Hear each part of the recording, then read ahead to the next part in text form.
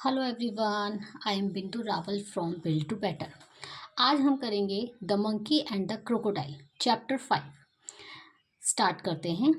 The monkey lived in a fruit tree on the bank of a river.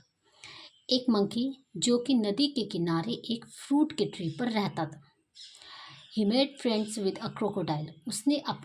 उसने crocodile को अपना दोस्त बनाया। Gave him delicious fruits to eat and sent some for his wife. वो उसको delicious fruit देता खाने के लिए और उसकी वाइफ के लिए भी भेजता। They met regularly and talked. वो रोज़ मिलने लगे और बात करने लगे। The monkey in the tree, जो मंकी था वो ट्री पर ही था और जो क्रोकोडाइल था वो ग्राउंड पर।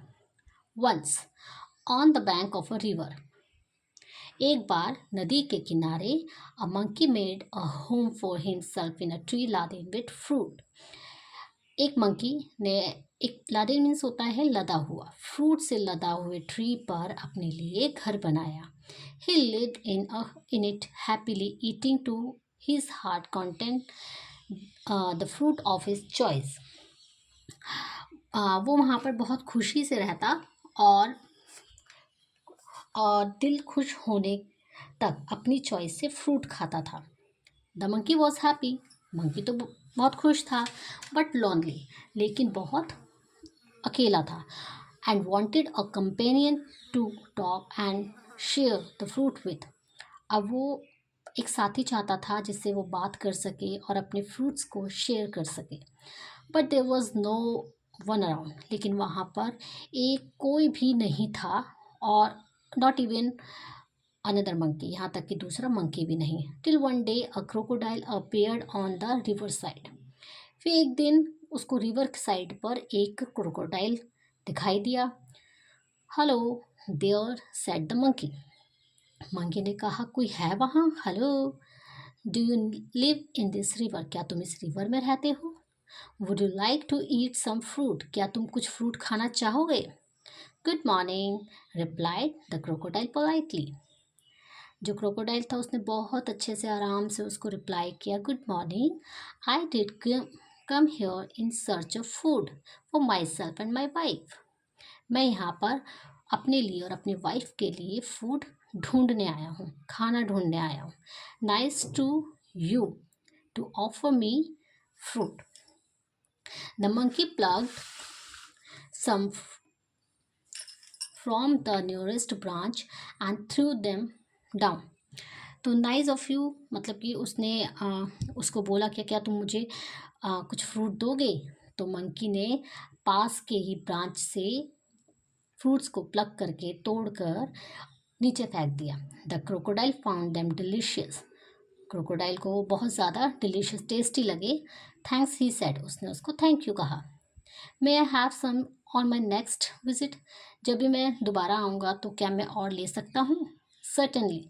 सर्टनली मीन्स होता है ज़रूर।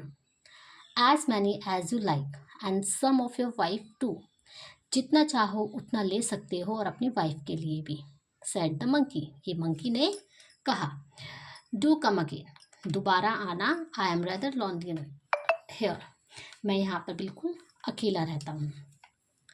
The crocodile visited the monkey regularly and ate the fruits which his host threw them. देखिए, जब हम किसी के घर जाते हैं तो हम होते हैं गेस्ट, लेकिन जिसके घर हम गए हैं वो है होस्ट। तो यहाँ होस्ट बोला गया है मंकी के लिए। तो the crocodile visited the monkey. अब जो क्रोकोडाइल था वो डेली उसके पास जाने लगा और फ्रूट, जो भी वो फ्रूट नीचे थ्रो करता और वो उसको खाता। ही टुक सम होम फॉर हिज वाइफ, और अपनी वाइफ के लिए भी लेकर जाता। The monkey and the crocodile were now the best of friends. अब मंकी और क्रोकोडाइल बहुत अच्छे दोस्त बन गए थे। They talked, were never tired of talking. वो बिल्कुल भी बात करते हुए नहीं थकते थे। They talk about birds and animals, about the villages near by and the difficulties villagers faced in raising good crops and lack of rain.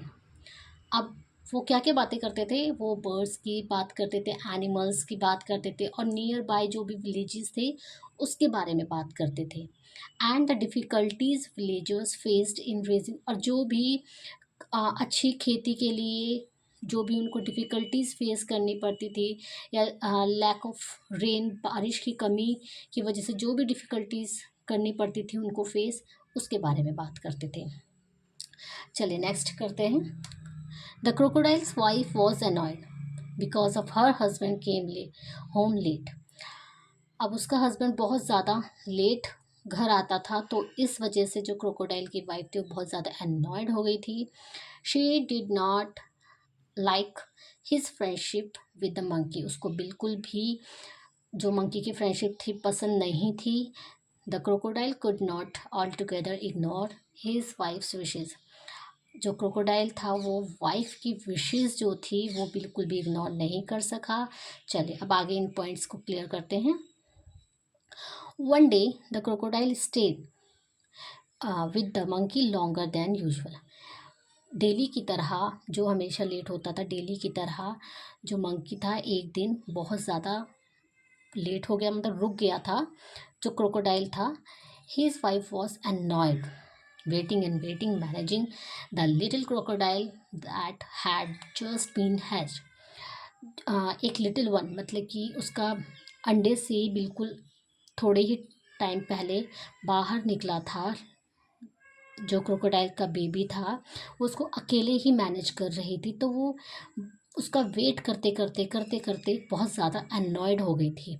She said, उसने कहा, who is this friend of yours you are so fond of. कौन है वो friend तुम्हारा कि जिसको तुम इतने प्रिय हो।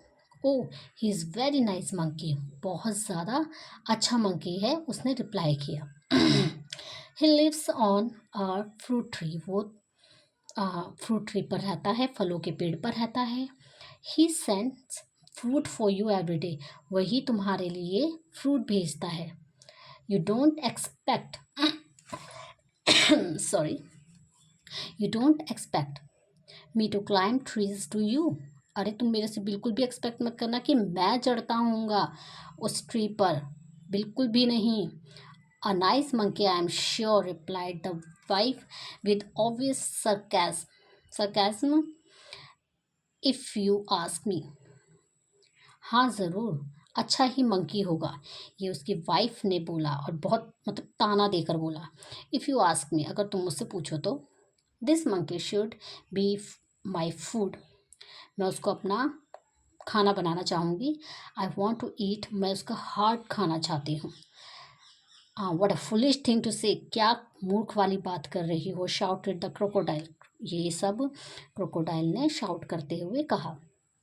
आई कांट किल अ फ्रेंड। मैं अपने दोस्त को नहीं मार सकता। तो I won't mind a monkey occasionally for a change of test.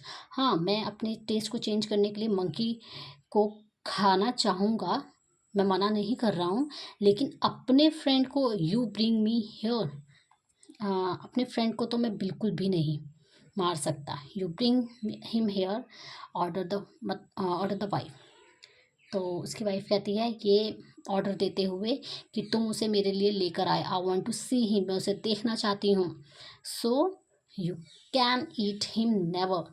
तुम उसको नहीं खाना चाहोगे, तुम उसको नहीं खा सकते हो, ये उसके हस्बैंड ने डिक्लेयर करते हुए कहा।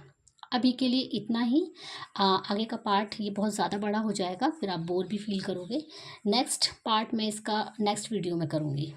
तब तक के लिए बाय बाय।